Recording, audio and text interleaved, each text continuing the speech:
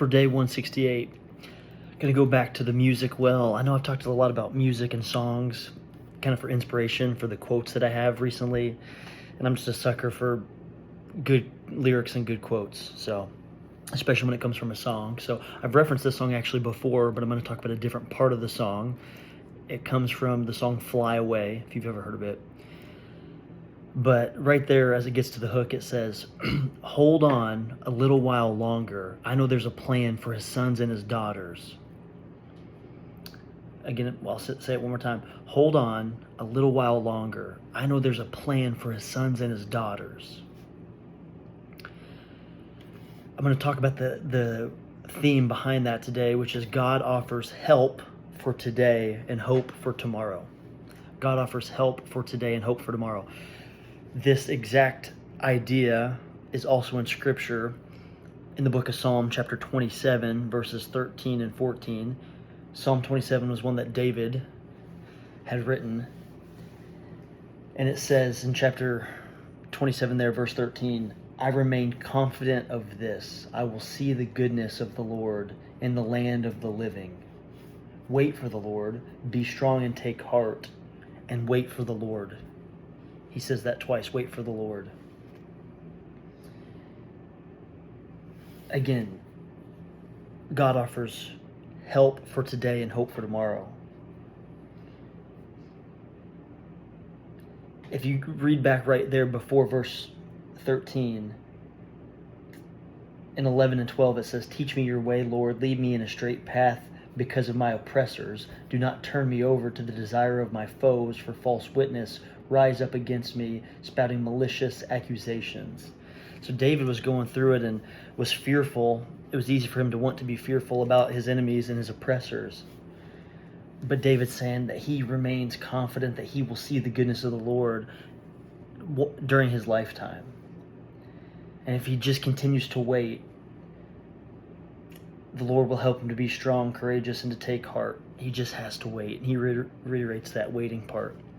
I think that's perfectly in line with this song that I love, right there in the hook where it says, hold on a little while longer. I know there's a plan for his sons and his daughters. I can resonate with this because there are days where you feel really good and you're inspired, and there's days that are a little bit tougher where you're frustrated. Someone literally just ticked you off and you're frustrated at them, and it can just get your mind off of living for Christ, unfortunately, in that moment, and you have to come back to center and give it to God. But it's hard to want to do that when you're having a bad day. Or there's other days where you just simply might be tempted by something that you thought you left behind, and it's knocking at your door. It could be a multitude of things. But if we get real with ourselves, every day is not going to be perfect.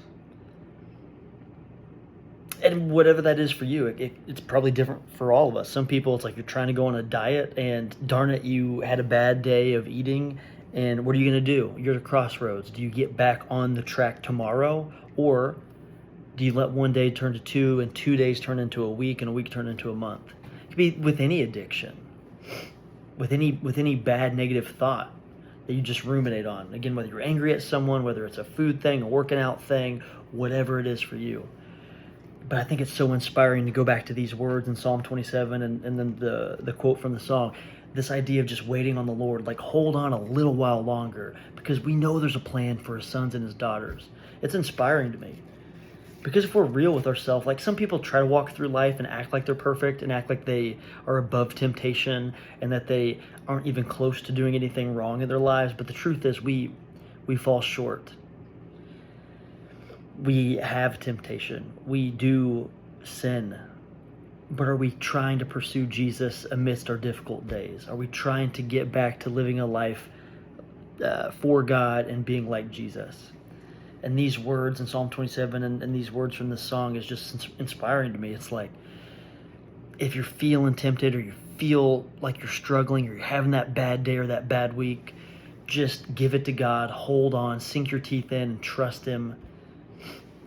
Because eventually the joy is going to come in the morning, the sun's going to rise tomorrow, and you will be thankful. Tomorrow's you will be thankful for continuing to give it to God.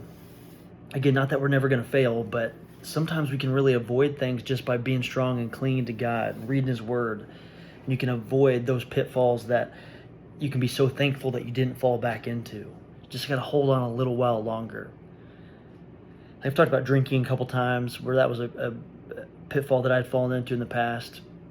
Drinking, and I was listening to a podcast the other day. Someone described it just very simply and very well. It's like drinking is just borrowing tomorrow's happiness and doubling it for today, but then you've sucked all the happiness out of tomorrow when you don't feel well. And I can relate to that in previous seasons of my life, and I'm thankful that I'm not in that pattern anymore at all. But it's just like, hold on a little bit longer. If you feel tempted by, if that's the thing you feel tempted by or whatever it is, hold on a little while longer. And just have confidence, as it says there in verse 13, Psalm 27, is like, have confidence that we will see the goodness of the Lord in this lifetime. It will manifest. He will continue to show up. We just have to trust Him. Trust His will and His ways over our own. No matter what difficulty you're going through, if you can just hold on a little while longer. And there was this other quote from an old hymn that this Forrest Frank fellow had always referenced musically. He redid and there's this quote that from another song that I wanted to incorporate today, and he basically said, like, now I'm living in a way that shows I'm thankful, but some days I'm Cain and other days I'm Abel.